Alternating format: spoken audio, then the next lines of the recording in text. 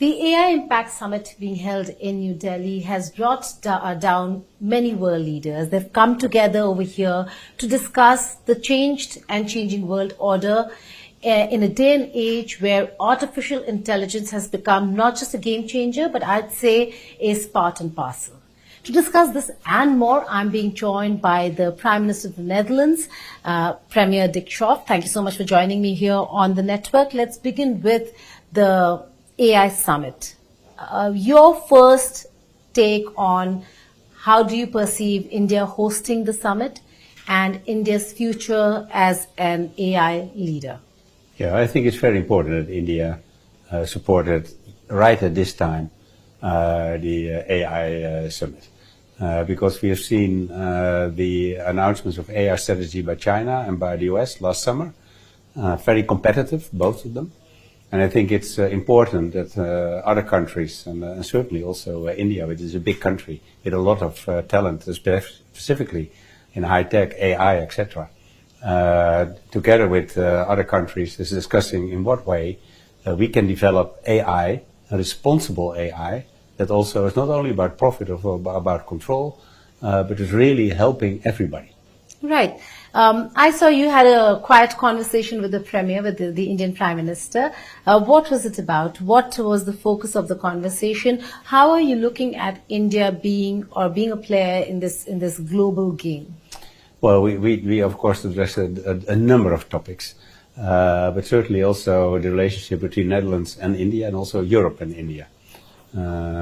Probably you know that Europe signed a trade agreement with India, and the Netherlands is now in the midst of a process of finalizing our own agreement with India on different sectors, for example, semicon, but also water management, agriculture, defense.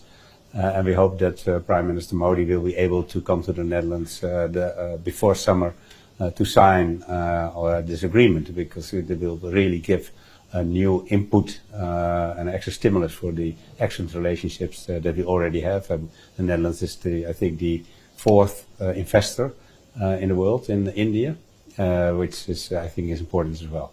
Prime Minister, sir, in terms of the defense cooperation that you're saying that you look at and you'd like to see enhancement of, what are the areas, the sectors that you're really looking at developing more engagement and cooperation in? Well, specifically the work of defense industry, and that they can work very closely together in different areas.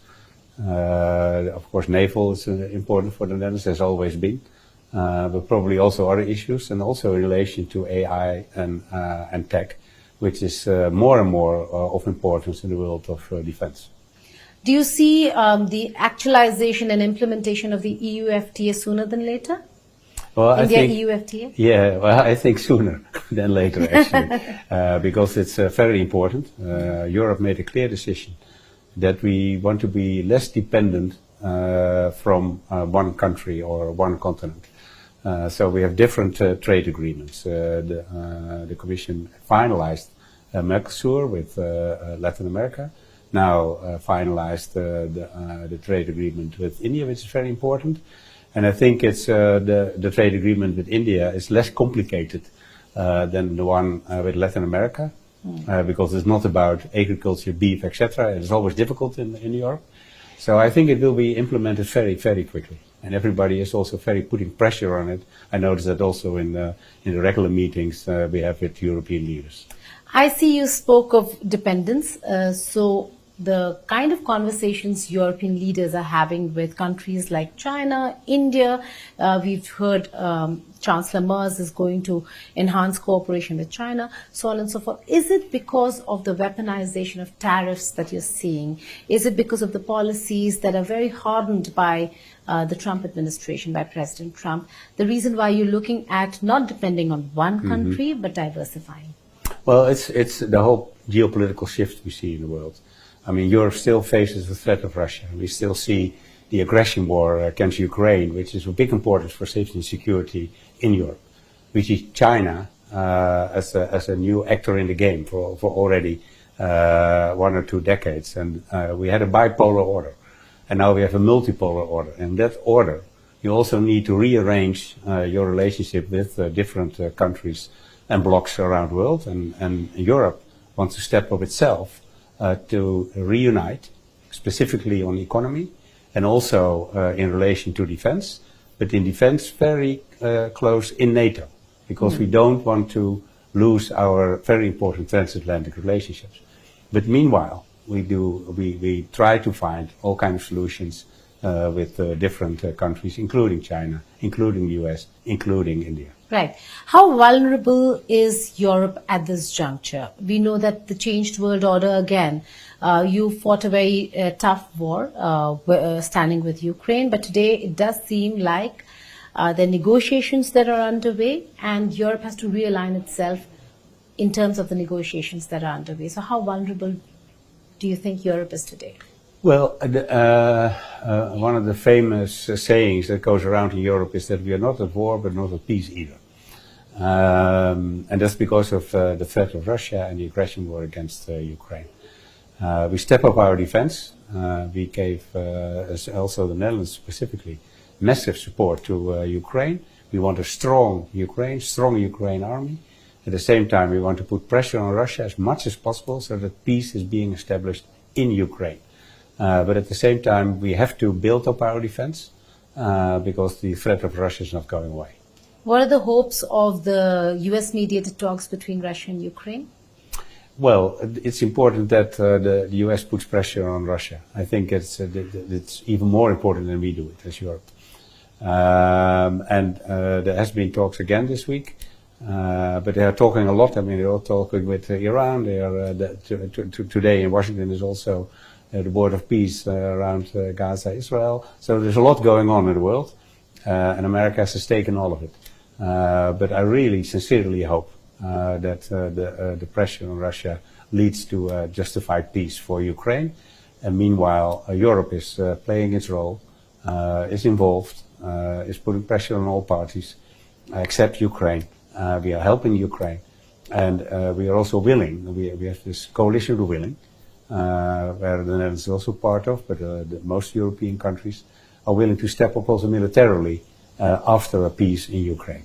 Okay, and what's your opinion and position, sir, on the Board of Peace? You just spoke about it, the meetings are happening, being part of it, a two-state solution, looking at the misery and problems in Gaza and West Bank. How do you see it? Well, for the Dutch government, the two-state solution has always been the cornerstone of our policy. The first phase of peace was really welcomed also by the Dutch government. I myself was in Sharm el-Sheikh also at that moment. We are on a political level not in Washington because the Board of Peace is now not only about Gaza but is much broader. So we have a lot of questions about the Board of Peace. But our ambassador is in Washington as an observer. So we have not made the decision about joining the Board of Peace. Okay, and circling back to the AI summit before I let you go. Yes. Prime Minister Narendra Modi today said that AI should be child safe and family guided. How important is it for the Netherlands to ensure that AI does not become a disruptor but an enabler and that children are safe in a day and age where we're looking at files coming out left, right and center of how vulnerable our children can really be? Yeah, well, there's only one answer possible. It's very important. And it's also part of what I'm saying is responsible AI. And it also goes to vulnerable people, like children. I mean, they believe everything they see. So we have to be very careful. And I know that's also in discussion in the Netherlands and also in Europe. But if we should follow the example of a barrier before the age of 15 or 16, something like that. But it's a discussion that's not finalized in the Netherlands yet. But the issue of responsible AI and making sure that children don't get the wrong content or get fake information or false information is very, very important.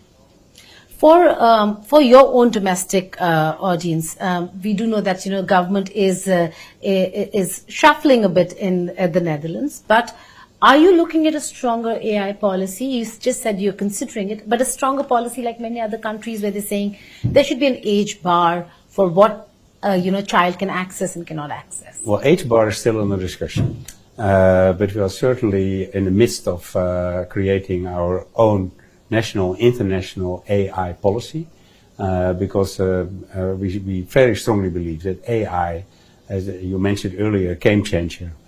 It's even more than that. So we have to need a policy, and the part of that policy is partnership with other countries, and not only within the EU. It's important within the EU, but also with other countries, and certainly India. Because we've got a great talent base over here. And I think we have some shared values that we want responsible AI. And that's also what we are in the Netherlands and also in Europe are looking for. Finally, so before I let you go, there's a massive north-south divide that we're seeing now, and it's increasing furthermore. In a scenario such as this, what role, you're on Indian soil, so I ask you this, what role can India play in leading or paving the way forward for the global south? I think India can bridge that gap. And it was also part of the AI summit today. I mean, everybody spoke about the global south. And I think that's also why it's important that a lot of European leaders were here today as well. Because in that way we could also already begin to bridge the gap between north and south. On that note, thank you so much for speaking with the network. Indeed a pleasure. That's the Prime Minister of the Netherlands speaking exclusively with India Today Global. Thank you. Thank you. Thank you so much.